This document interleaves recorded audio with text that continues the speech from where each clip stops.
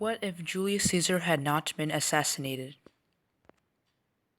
As we all know, the famous Roman military leader and politician Julius Caesar was killed by a group of senators on the Ides of March, or March 15th, 44 BC, after being stabbed 23 times.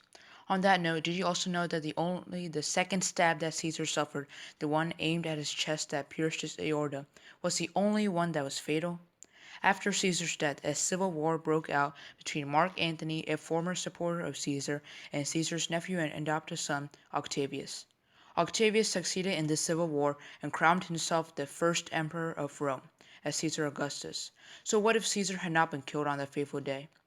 Although the scenario is unlikely as Caesar suffered 23 stab wounds, and usually people die from stuff like that, let's imagine that Caesar somehow escaped. Perhaps he paid attention to several warnings he got before the murder and decided to stay home that day.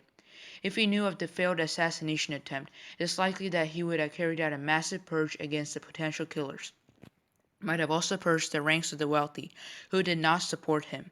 In our timeline, the poor people of Rome, who were largely loyal to Caesar, rioted in the streets and hunted down any conspirators after the assassination.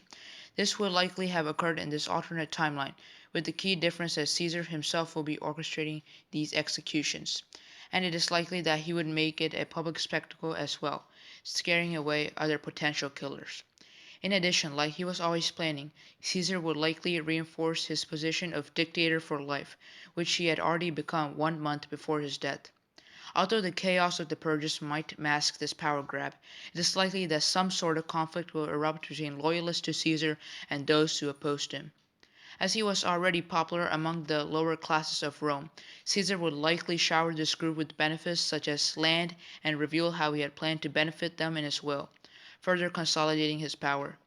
The lower classes, who made up a large proportion of the populace, would likely provide vast numerical advantages to Caesar in case of a civil war. Combined with his brilliant military skills, it is nearly impossible to see Caesar falling from power.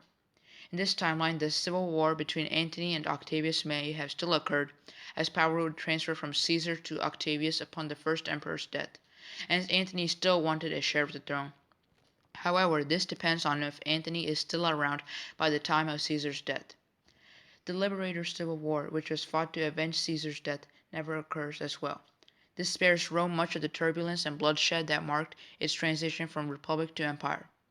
Even if a war occurred between Octavian and Antony, it will likely be on a smaller scale, as Antony will be older in this alternate timeline and likely less willing to fight.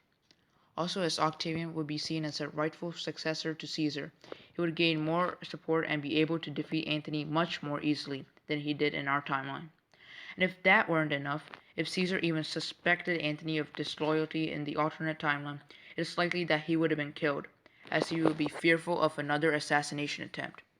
In our timeline, Octavian launched a campaign against Antony's affair